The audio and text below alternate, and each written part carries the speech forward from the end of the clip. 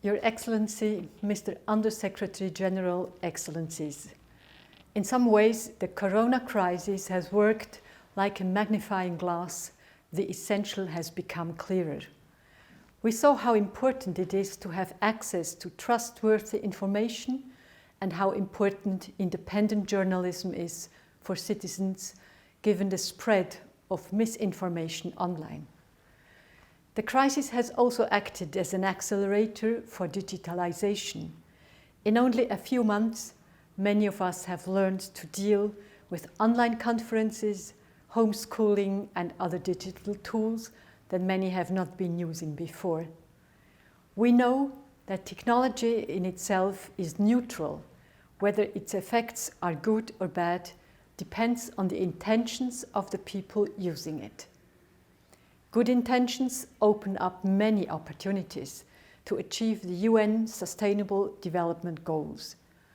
Digitalization not only offers useful tools to combat the spread of the coronavirus and mitigate against its economic impacts, digital tools are also used in the fight against global warming.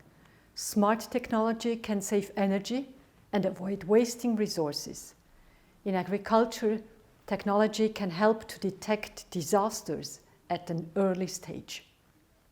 Unfortunately, there are other intentions. Some collect data to gain power and control over people.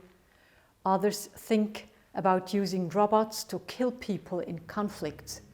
Cybercriminals attack and blackmail institutions like hospitals and thus threaten the life of people. Our open, free, and constructive public sphere is under threat when some governments or internet giants control what information we see, know which newspapers we read, and what friends we have. In this way, these actors can exert an enormous influence on our democracies. At the same time, it is getting increasingly difficult for smaller and poorer states and societies to defend their freedom and independence. In our view, digitalization must be put at the service of all people. To achieve this, we need to develop a minimal set of rules for the digital world. As our interests and visions may differ, this is not an easy or quick task. But there is no alternative. We need to preserve a free and secure digital space for our children, and we need to make sure that all have access to it. This is not the case today. Even in rich countries like Switzerland, some children had to be connected to the internet before they could participate in homeschooling during the corona lockdown. So, what do we need to do today? 15 years ago, at the World Summit on the Information Society, we agreed to create a space for dialogue among all relevant stakeholders, governments, parliaments, businesses, civil society, and academia. And we created the UN Internet Governance Forum, a platform for dialogue, open to everybody. Today, such dialogue is still necessary, but it is no longer sufficient. We need to go one step further and develop a space where we can define shared rules. Last year's recommendations of the high-level panel on digital cooperation have been an important milestone, and the UN Secretary General's roadmap, as presented today, offers an important next step towards more inclusive digital cooperation and governance.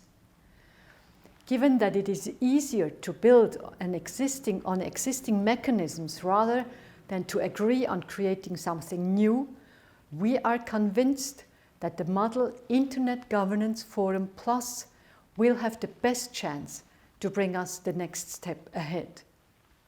For the last 20 years, Switzerland has been actively supporting the development of digital cooperation and governance.